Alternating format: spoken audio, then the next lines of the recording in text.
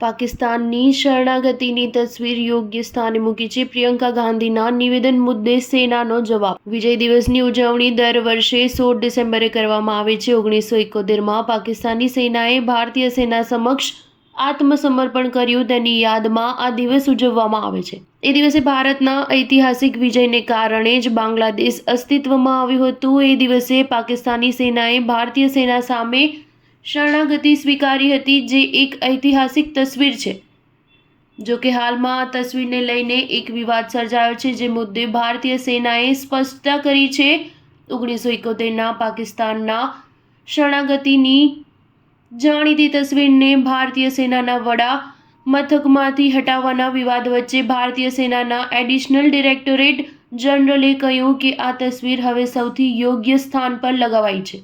એટલે કે આ તસવીર વિજય દિવસના અવસર પર માણેકશા સેન્ટરમાં સ્થાપિત કરાઈ હતી।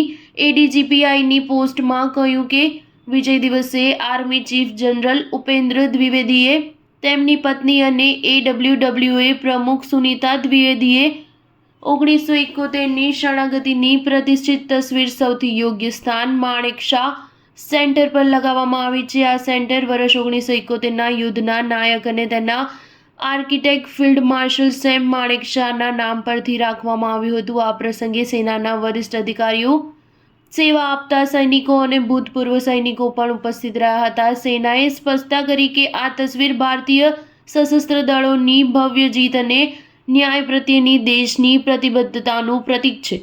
આ ઉપરાંત સેનાનું માનવું છે કે આ તસવીરને માણેકશા સેન્ટરમાં મૂકવાથી મોટી સંખ્યામાં મુલાકાતીઓને તેનો લાભ મળી રહેશે। આ તસવીર અગાઉ દિલ્હીમાં આર્મી હેડક્વાર્ટરમાં લગાવવામાં આવ્યું હતું। કોંગ્રેસ સાંસદ પ્રિયંકા ગાંધી વાડ્રાએ શૂન્યકાળ દરમિયાન લોકસભામાં આ મુદ્દો ઉઠાવ્યો હતો। નોંધનીય છે કે સોમવારે નેપાળના આર્મી ચીફની ભારતીય આર્મી હેડક્વાર્ટરની મુલાકાત દરમિયાન આ પેઇન્ટિંગ ત્યાં ન હોવાથી લોકોનું ધ્યાન ખેંચાયું હતું। સ્ટાર ન્યૂઝ 7 હંમેશા સચ્ચાઈની સાથે।